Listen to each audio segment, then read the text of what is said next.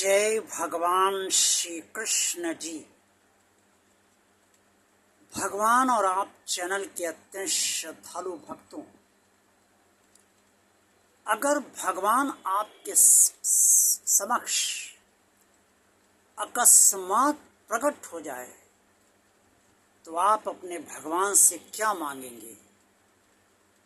आप सोच रहे होंगे कि ये कैसा प्रश्न मैंने आपसे अकस्मात किया है, लेकिन ये प्रश्न ही नहीं है, एक चिंतन और मंथन आपको करने के लिए ये विषय भी मैं दे रहा हूँ। अगर आप उचित समझेंगे तो इस विषय पर चिंतन और मंथन अवश्य कीजिएगा। इस जीवन में कुछ भी हो सकता है। आप जो भी पूजा करते हैं, जिस तरह से भी करते हैं, उससे भगवान किस समय, कब, कहाँ, आपके जीवन की किस स्थिति परिस्थिति में आपसे बहुत अधिक प्रसन्न होकर आपके सामने खड़ा भी हो सकता है। आप सोचेंगे कि कहीं ये मैं कपोल कल्पित बात तो आपसे नहीं कह रहा हूँ, ऐसा लोगों के साथ हुआ है। ये ठीक है कि विरले लोगों के साथ ही ऐसा हुआ है, जो बहुत अधिक गहराई से पूजा करते हैं, उनके साथ ही ऐसा हुआ है। लेकिन आपको क्या पता कि आपके अंदर कितनी गहराई है? गहराई तो भगवान जानता है कि आप हृदय की कितनी गहराई से उससे जुड़ चुके हैं। आप ये निश्चित नहीं कर सकते कि आप अपने भगवान से कितनी गहराई से जुड़े हुए हैं, लेकिन आपका भगवान भली भांति जानता है कि मेरा भक्त कितनी गहराई से मुझसे जुड़ा हुआ है।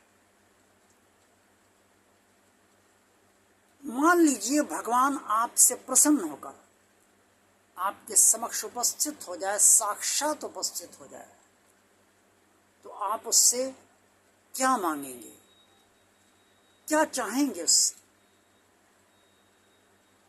अक्सर होता ये है कि जब भी भगवान अकस्मात उपस्थित हो जाता है तो फौरन ये किसी के समझ में नहीं आता है कि वो अपने भगवान से क्या कहे और क्या ना कहे, क्योंकि भगवान को अपने सामने खड़ा देखकर भक्त इतना अभिभूत हो जाता है,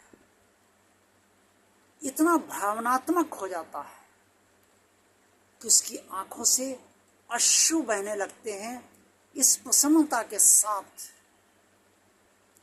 कि उसके प्रभु ने इतनी दया की, उस पर इतनी कृपा की कि उसे साक्षात दर्शन दे दिए, और वो तो योग्य भी नहीं है दर्शन के, फिर भी प्रभु ने योग्य माना।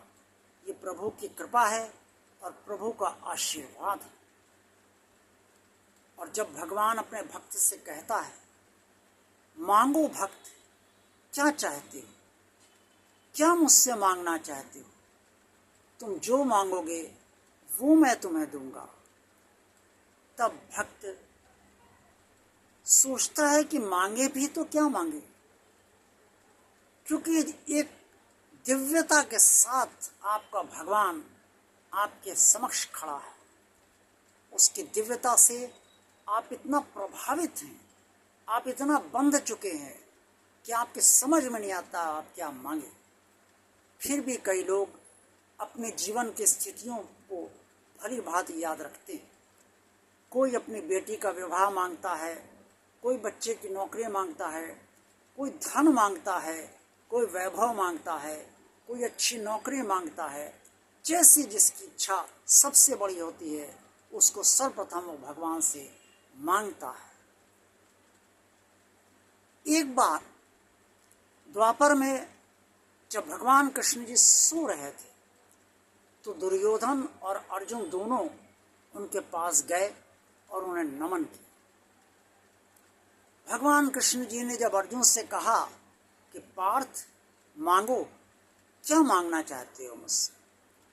और दुर्योधन से कहा कि तुम भी मांगो दुर्योधन, क्या मांगना चाहते हो मुझसे। और ये बातचीत तब हुई जब महाभारत का युद्ध आरंभ होने ही वाला था, उसके कुछ पहले की बात है। तो दुर्योधन ने तो भगवान कश्यप से उनकी सेना मांग ली, चतुरंगी सेना।